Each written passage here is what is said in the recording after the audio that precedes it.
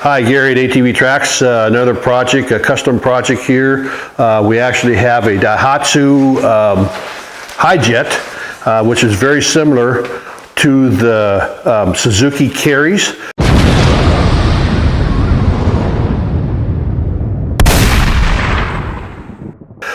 Basically, I have a set that fits Suzuki carries exact. The difference between a Hi-Jet and a Suzuki carry is the hubs.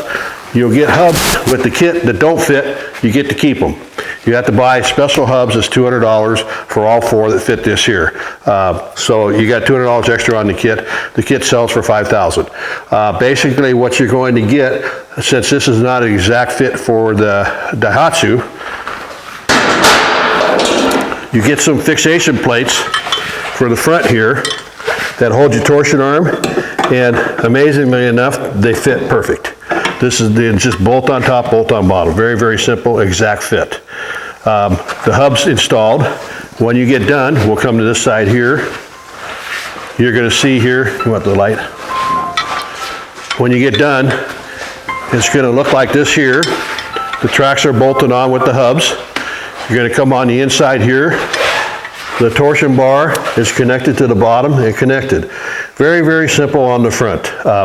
We use a 16-tooth drive gear because these don't have a lot of power.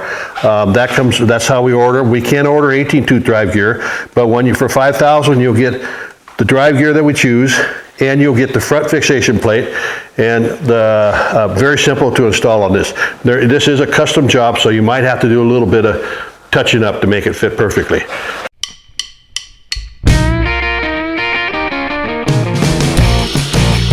Angle of attack, quick tips on adjusting the angle of attack on the front independent suspension of an ATV or a UTV. I'm going to turn around so you can see what we have. Basically, the UTV has a swivel plate, which is very similar to the rear. On an ATV, it's just a solid rod. You're still going to adjust it the same way. People don't understand that this bar right here, as you can see, I can move this out quite a bit. This bar right here is one piece. You cannot adjust the spring tension. You cannot adjust anything on this rod at all, period. The only adjustment you can make is you can make this shorter, you can make this longer. This has nothing to do with the spring pressure. So we have a bracket sitting right here. We want to make sure that the rear bogie wheel is 12 inches to the ground. If we were to measure this right now, it's approximately 14 inches if we measure right now. So what we need to do, this here is basically going to be the left front. Here's your bracket right here.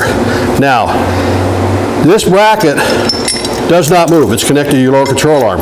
So as I make this longer, it pushes the track up.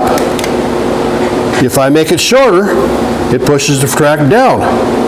So I'm going to basically turn this in and out, loosen the lock nut, turn it in and out to where most of the time you have to push this rubber bushing. It pushes the front up, it lowers the back until you get 12¼ inches. That's all you have to do. A lot of times it's a lot easier instead of turning this, because this is kind of cumbersome with your bracket for your steering limiter, to basically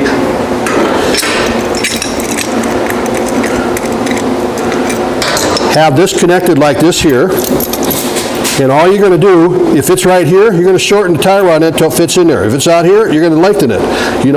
Do this first and then connect it. So now we're going to adjust the angle of attack in the front. You'll notice a bubble in the front right here. Just to get it close, what we're going to do is this bracket, of course, is sitting on your machine, and this could be too long. What we're going to do is we're going to move it up here to where it's in the bubble. Now see how far this moves? It moves an inch. Just getting it close to the 12 inches there. So what I would have to do is take this tie rod in and move it in an inch. So I move it in an inch. Meanwhile, this is sitting right here. Now, the bubble's right there. I'm very close. Okay, now I can make my final adjustments with this square part right here. Now, I'm close. What I'm going to do is I'm going to pop the bushings off, slide this bracket onto the bushing. So this is your bracket. You jack it up, and we're just gonna set it right here to about, take a jack and lift it up there, stick something underneath there so you know that your bubble's pretty well close. Now, let's say your bracket is right here. I'm gonna turn this in until it lines up to where I could just slide it on to the bracket. I'm going to push down, put it on there with the bushings. Let's say, see the bubble's still a close reference, let's say the bracket's out here. I'm just going to turn this by hand until it fits on this bolt straight up and down. Not here, straight up and down. Once I get on that, then I'm going to take this off, and then I'm going to make sure I do it on cardboard so it moves back and forth. Then I'm going to measure this. This is a quick reference. The exact deal is 12 1/8 inches from the top of the bogey wheel to the ground.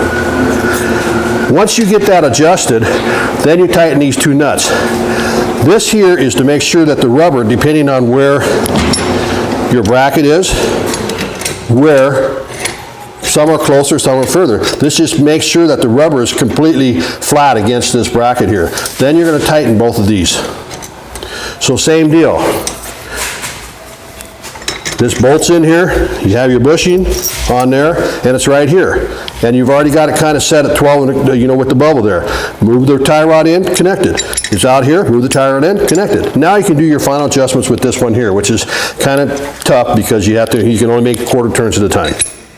12 1/4 inches to the ground.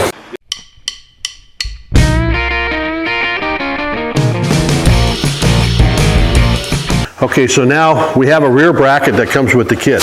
Very, very simple. All we're really doing is taking the bolt off for your leaf spring. We're going to hook it right here. This other part is on the back side here. Now, we don't want to put this on until you put your track on. When you put your track on, you decide if you want to put it on the inside or the outside. So you'll put the track on with the torsion arm, and then you'll decide where it lines up. Now, on this one here, there's a little bit more custom work right here. We found out that if you look over here, we found out that the original bracket went this far. If we ran it up too high, there was a problem. So all we did was add another bracket, which was bolted to this here to lower it. This is perfectly set. The most important part about these vehicles is we're pretending this is on the ground. That's why it's jacked up on the rear here. Before you decide where you want to connect your bracket, you need to make sure that you have 1 inch thread in the front, and you can put your nut on the back. Okay, so if this was sitting on the ground, you have to have at least 1 inch.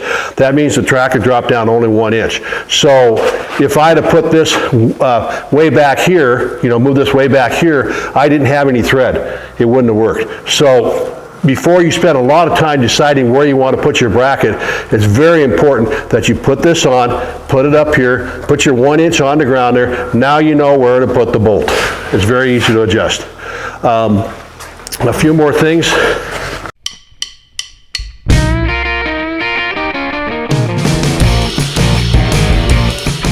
Okay, you notice on the adjustment here, everything's tight and stuff. There's a nut on the other side of the string right here. This should have, on an ATV, it's 7 millimeters. On a UTV, it's written down here, 19 millimeters. On the heavier rigs, we like to go about 1 inch.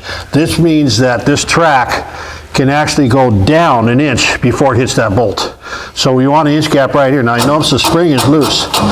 Now we're going to run the nut all the way up to the spring and give it a turn and a half, and it's done. But it takes a little while.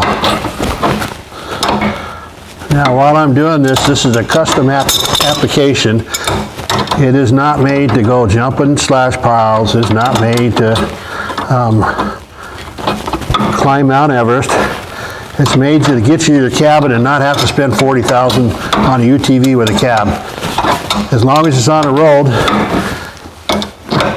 tracks are designed to have equal weight on all 4 tracks.